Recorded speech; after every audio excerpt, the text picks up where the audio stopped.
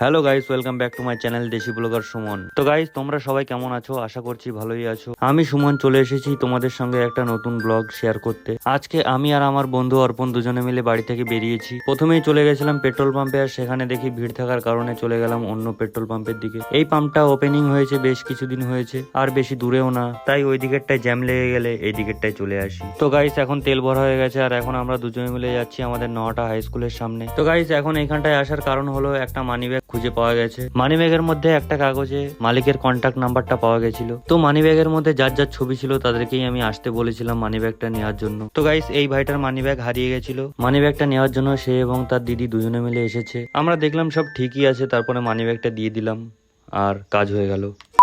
তো গাইস, নহাটাতে আমার এইটুকুই কাজ ছিল। কাজ বাজ করে আমি আর অর্পণ আবার বেরিয়ে পড়লাম অ্যাডভেঞ্চার করতে। তো গাইস, এখন আমরা চলে এসেছি শেরপুরে। এইখানে এতগুলো গাড়ি দাঁড়িয়ে থাকতে দেখে প্রথমে ভেবেছি হয়তো কোনো অ্যাক্সিডেন্ট হয়েছে। তারপরে গাইস দেখতে পাই উপরের দিকে গাছ কাটা হচ্ছে, আর সেই গাছগুলো নিচে পড়বে, তাই গাড়িগুলো দাঁড়িয়ে রয়েছে। তো গাইস, একটুখানি বেরোনোর রাস্তা পেয়ে আমরা পাশ দিয়ে বেরোনোর চেষ্টা করছিলাম, আর তারপরে দেখো আমাদের সাথে কি হয়ে গেল গাইস হঠাৎ করে। আস্তে আস্তে আস্তে আস্তে আস্তে অ্যাক্সিডেন্ট হয়ে যাচ্ছে। তো গাইস, মহিলাটিকে আমি স্কুটি চালাতে দেখে প্রথমেই ভয় পেয়ে গেছিলাম, আর সামনে পুকুরের দিকে নিয়ে যাচ্ছিলাম গাড়িটা একদম। তো গাইস, আমার বলার মতো কিছুই ছিল না, তার উপরে আবার ওরা উল্টে হেসে একদম উড়ে চলে গেল। কি আর বলবো ওদেরকে। অর্পণ বন্ধু এখন ভিডিও বানাচ্ছিল, আর মুখের যে কি এক্সপ্রেশন ছিল সেটা তো গাইস তোমরা একবার দেখে নাও। তো গাইস, একটু আগেই কত সুন্দর রোদ্দুর ছিল, কিন্তু হঠাৎ করে দেখো আমরা রাস্তা দিয়ে যাচ্ছি আর হঠাৎ করে বৃষ্টি মুষলধারে শুরু হয়ে গেছে। দুটো কুকুরও আমাদের সঙ্গে এখানটায় এই বাড়িতে শেল্টার নিয়েছে বৃষ্টিতে। তো গাইস, বৃষ্টি হালকা কমতেই আমরা আবার এখান থেকে শর্ট করে বেরিয়ে পড়ি। এখন চলে এসেছি চাঁদপাড়া রেলওয়ে স্টেশনে। এখানে এসে আমি আমার বন্ধুকে পাঠিয়ে দিই টিকিটটা কাটার জন্য টিকিট কাউন্টারের দিকে। এদিকে আবার হালকা বৃষ্টি শুরু হয়ে গেছে, আর আমরা চলে আসলাম স্টেশনের একটা শেডের তলে। কিছুক্ষণ অপেক্ষা করার পরে বৃষ্টি বন্ধ হয়ে গেল, আর আমাদের ট্রেনটা চলে আসলো স্টেশনে। ট্রেন আসতেই গাইস ফটাফট একদম ট্রেনে উঠে পড়লাম, আর তোমরা দেখতেই পাচ্ছ বসার জন্য জায়গাও পেয়ে গেছি। এই যে গাইস, হাবড়াতে চলে এসেছি। হাবড়াতেই আমার আসার কথা ছিল, কিন্তু হাবড়া সিনেমা হল আজকে হয়ে রয়েছে হাউসফুল, তাই এখন আমাদের এইখান থেকে যেতে হচ্ছে অন্য জায়গাতে। এইদিকের কোনো স্টেশনগুলোই আর ভাঙতে বাকি নেই, সব ভেঙে চুরমার করে দিয়েছে। তো গাইস, আমাদের ট্রেন এখন দত্তপুকুর পার করলো। হাবিবি, ওয়েলকাম টু বারাসাত। তো ফাইনালি বারাসাত রেলওয়ে স্টেশনে চলে এসেছি। এখানে এসেই দেখা হয়ে গেল একটা 20 মালের সঙ্গে। চুল বড় করার একটাই সুবিধা হলো আমাকে কাউকে খোঁজা লাগে না, যার আমাকে প্রয়োজন সেই আমাকে খুঁজে চলে আসে আমার কাছে। আমরা এখন রেল লাইন টপকে স্টেশন থেকে বাইরের দিকেই যাচ্ছিলাম, আর হাঁটতে হাঁটতে একটা টাকলু লোকের সাথে আমার পরিচয় হয়। এই লোকটা আমার চুল দেখে জিজ্ঞাসা করছিল যে আমি চুলের যত্ন কিভাবে নিই, কিন্তু আমার কথা হচ্ছে আমার কাছ থেকে শুনে ওই লোকটা নিজের চুলের যত্ন কিভাবে নেবে। তো গাইস, আমরা এখন বারাসাত স্টেশন থেকে হেঁটে হেঁটে বেরোলাম। সময়ের অনেকটা আগে আগেই চলে এসেছি, তাই আর কোনো চাপ নিলাম না। রিল্যাক্সে তিনজন মিলে হাঁটতে শুরু করেছি মেইন গন্তব্যস্থলের দিকে। তারপরেই গাইস 5 থেকে 10 মিনিট হাঁটার পরে চলে এসেছি আমরা আমাদের গন্তব্যস্থলে। এখানে আসার পরেই সব থেকে যেটা মেইন কাজ ছিল সেটা হলো টিকিট কাটা। তারপরে গাইস টিকিটটাও কাটা হয়ে গেল, আর এদিকেই আমার কয়েকটা ফ্যান আমার সাথে দেখা করার জন্য দাঁড়িয়ে রয়েছে। আমি এখানে আসার পরে বুঝতে পারি এরা আসলে আমার সাবস্ক্রাইবারই ছিল না। তো গাইস, বাইরে ছিল প্রচন্ড গরম, তাই আমরা ডিসাইড করি এখন ভেতরে যাব। আর ভেতরে ঢোকার পরে গরম লাগাটা একটু কম হয়েছে। এখন মলের মধ্যে ঢুকে চারিদিকে তল্লাশি অভিযান চালাচ্ছি, কোথায় গেলে একটু শান্তি খুঁজে পাওয়া যাবে। তারপর একটা ফাঁকা সিঁড়ি পেয়ে ভাবলাম সিনেমার হিরোর মতো এন্ট্রি নেব, কিন্তু গাইস শেষমেশ দেখো আমার সাথে কি হলো।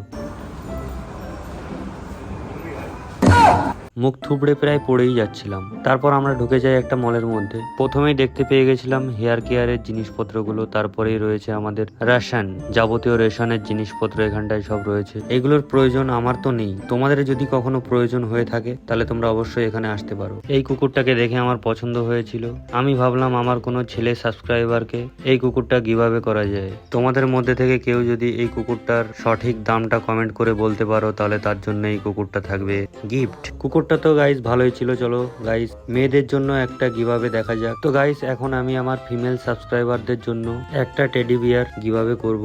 তার জন্য তোমাকে কমেন্ট করে জানাতে হবে আমি যেই টেডিটা হাতে নিয়েছি তার অরিজিনাল দাম কত। তো গাইস, এই টেডি বিয়ারটা আমার এখন খুবই পছন্দ হয়েছে। আমার যদি গার্লফ্রেন্ড থাকতো তাহলে এটা আমি তাকেই দিতাম। সাবস্ক্রাইব করে দাও তোমরা। তো গাইস, টেডি বিয়ারটা দেখলে কথাও বলে, এর কোয়ালিটিটাও ছিল খুবই ভালো। আপাতত আমি একে এর জায়গা মতোই রেখে দেবো। তারপরে আমি চলে গেলাম আমার দরকারি জিনিসটা কেনার জন্য। আমাদের বাজারে 80 টাকা করে বিক্রি হয়, আর এখানে পাওয়া যাচ্ছে মাত্র 49-এ। তো গাইস এখন আমাদের শপিং হয়ে গেছে কমপ্লিট। এখন আর এখানে আমাদের কোনো কাজ নেই, তাই আমরা বেরিয়ে গেলাম মল থেকে। রাস্তার পাশে একটা দোকানে চলে আসলাম চা বিস্কুট খাওয়ার জন্য। তারপরই খাওয়া দাওয়া কমপ্লিট করে চলে আসলাম আমরা আবার মলের মধ্যে। প্রথমেই লিফটে করে উঠে চলে এলাম সিনেমা হলের সামনে। এইখান থেকে বারাসাত শহরের ভিউটা একটু তোমরা দেখে নাও। সিনেমা শুরু হওয়ার 15 মিনিট আগে আমাদের এখানে ঢুকতে দেবে। তো গাইস টাইম হয়ে যেতেই আমি একদম রয়্যাল এন্ট্রি নিয়ে নিলাম সিনেমা হলের মধ্যে। আর এই মালটা সামনে কোথা থেকে চলে এলো। তো গাইস এটা হলো আমার বন্ধু পিটার পার্কার। অনেক কষ্ট করে মার্বেলে সিনেমা করার সুযোগ পেয়েছে। তো গাইস এখন আমি আমার একটা বন্ধুর স্টাইল কপি করে তোমাদের দেখাচ্ছি। তো গাইস তোমরা বুঝতেই পেরেছো যে আজকে আমি কি সিনেমা দেখতে এসেছি। এটা হলো গাইস মলের পিছনের ভিউ। তারপর ভিতরে এসে 2 মিনিট বসার পরে আমাদের সবাইকে একটা করে চশমা দিয়ে দিল। তো গাইস চশমা পরেই একদম ঢুকে গেলাম থিয়েটারের মধ্যে। पर तब तक के लिए मैं सिर्फ स्पाइडरमैन ही हूँ। তো গাইস মুভিতে অ্যাকশন সিন খুবই ফাটাফাটি ছিল আর মুভির ভিলেনটা ছিল একদম খুবই কিউট। তার আগে তোমরা একটু সবাই এই সিনটা দেখো। अगर मेरी तरह किसी से बेइंतहा मोहब्बत की होती तो जानते कि ये हरकत माफ करने लायक नहीं थी। तो मुझे सजा दोगे?